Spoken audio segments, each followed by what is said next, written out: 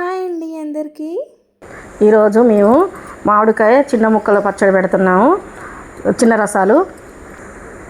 పచ్చడిలో కావాల్సిన పదార్థాలు: సాల్టు, కారం, మెంతిపిండి, ఎల్లిపాయలు, జీలకర్ర పొడి, పసుపు, ఆయిల్.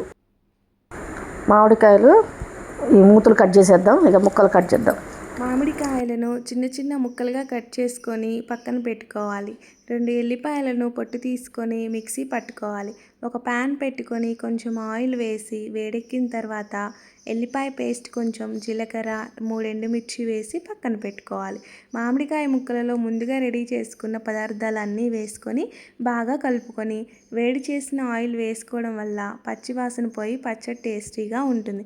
ఇది ఒక డబ్బాలో పెట్టుకోవాలి. మా పిల్లలకైతే ఎప్పుడు పచ్చడి పెట్టిన లాస్ట్లో ఇలా గిన్నెలో కొంచెం అన్నం వేసి కలిపి పెడితే చాలా ఇష్టంగా తింటారండి.